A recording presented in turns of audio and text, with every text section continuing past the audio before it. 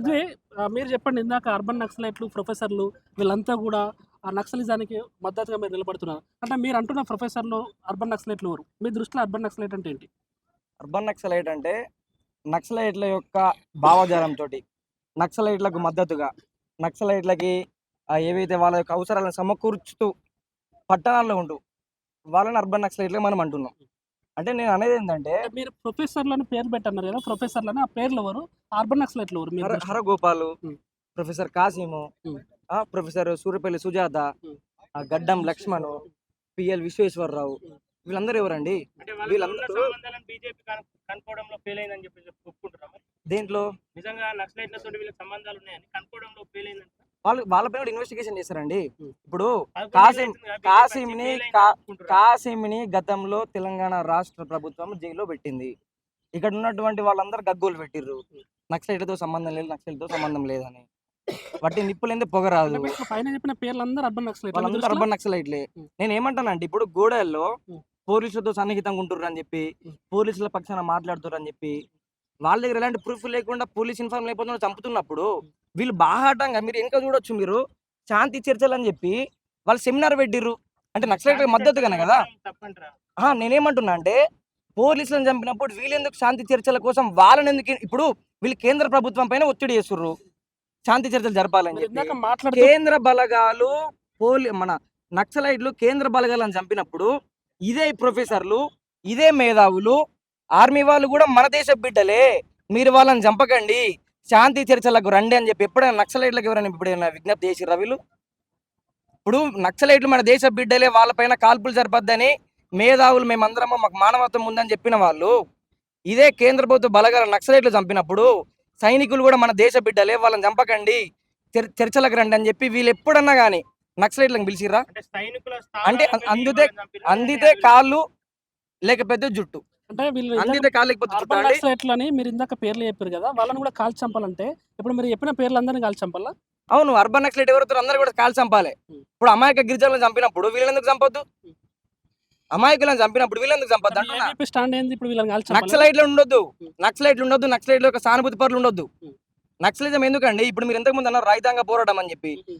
నక్సలైట్లు పిరికోళ్ళు, సమాజంలో ఉండి తెలంగాణ రాష్ట్రంలో సమాజంలో ఉండి పోరాడేటువంటి సత్తా లేనోళ్ళు. హ్మ్. మొన్నటికి మొన్న హెచ్యు 400 ఎకరాల భూమిని రాష్ట్ర ప్రభుత్వం తీసుకుందామని ప్రణాళిక రూపొందిస్తే మేము ధైర్యం ఉన్నోళ్ళం, మేమందరం కూడా విద్యార్థులము హ్మ్. కొట్లాడిన ప్రభుత్వానికి వ్యతిరేకంగా భూమిని మేము సాధించుకున్నాం.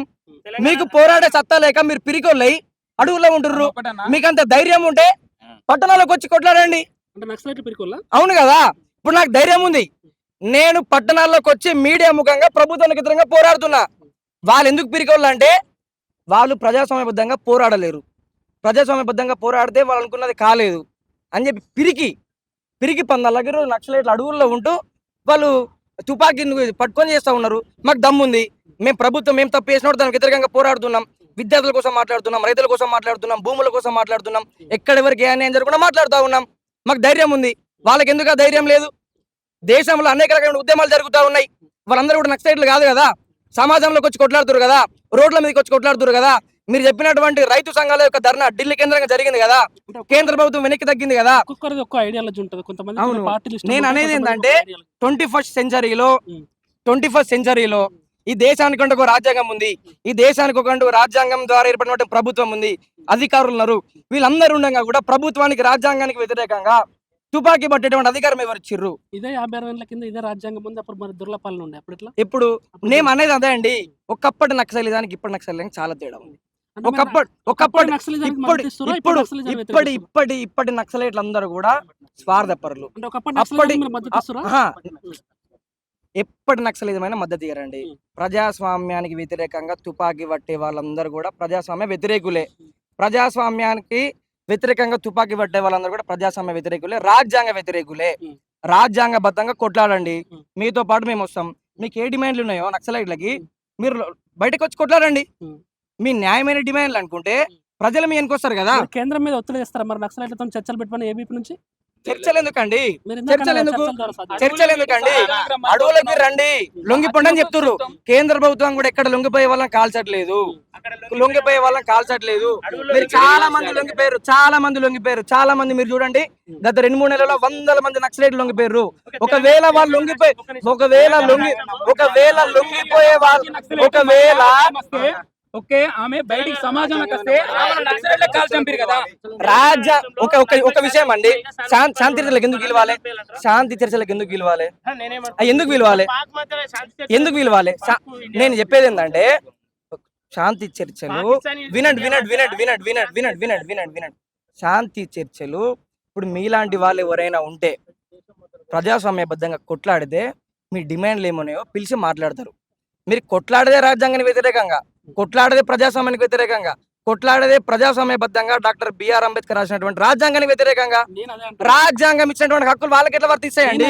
నాకు వర్తిస్తాయి. నక్సలైట్లు రాజ్యాంగబద్ధంగా దొరల నుంచి భూములు నడిపించి పేద ప్రజలకు పంచారు కదా. ఒకటండి, మీరు సాయుధ రైతాంగ పోరాటంలో నక్సలైట్ల పాత్ర ఉంది, లేదనట్లేదు. నక్సలైట్ల పాత్రతో పాటు ప్రజలు స్వచ్ఛందంగా నిజాంకు వ్యతిరేకంగా పోరాడారు. దాన్ని వాళ్ళు క్యాప్చర్ చేసుకుర్రు.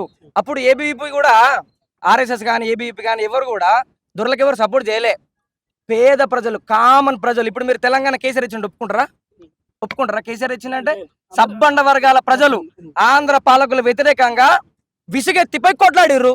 అప్పుడు కూడా అంతే, తెలంగాణ ప్రజలు దొరల పాలన వ్యతిరేకంగా విసుగెత్తి కొట్లాడిర్రు. అప్పుడు నక్సలైట్లు, మన సిపిఐ కమ్యూనిస్టులు ఫ్రంట్ లైన్ లో ఉన్నారు. అంత మాత్రం ఇప్పుడు కేసీఆర్ తెలంగాణ తెచ్చినట్టు అవుతుందా? అప్పుడు అందరూ కూడా తెలంగాణ సబ్బండ వర్గాల ప్రజలు దొరలు ఇచ్చినటువంటి అకృత్యాలకి, అరాచకాలకి విసుగెత్తిపై కొట్లాడిర్రు. వాళ్ళందరూ పాత్ర ఉంది. నక్సలైట్లు ఇచ్చిన ఎట్లా అనుకుంటారు మీరు? సో ఫైనల్ గా ఏం చెప్తారు ఏబీపీ నుంచి? ఒకటే అండి, మీకు ఈ దేశ ప్రజల యొక్క సమస్యల పైన పోరాడవలసింది ఉంటే ప్రజాస్వామ్యబద్ధంగా పోరాడండి. మీ యొక్క నాణ్యమైన న్యాయమైన డిమాండ్లు అయి ఉంటే ప్రజలు మీ వెనుకొస్తారు. ఈ దేశంలో చాలా మంది ఏదైతే ప్రజా సంఘాల నాయకులు ఉన్నారు, అందరు ఉన్నారు, మేధావులు ఉన్నారు, విద్యార్థులు ఉన్నారు. వాళ్ళు మీ వెనుకొంచి కొట్లాడతారు. అంతే తప్పితే మీరు రాజ్యాంగానికి వ్యతిరేకంగా, ప్రజాస్వామ్యానికి వ్యతిరేకంగా తుపాకీ పట్టుకొని మేము ఇట్లనే కొట్లాడతామంటే మాత్రం కుదరదు. మీరు లొంగిపోండి, లేకపోతే మాత్రం కేంద్ర ప్రభుత్వం వాళ్ళు చేసేటువంటి వాళ్ళు చేస్తారు.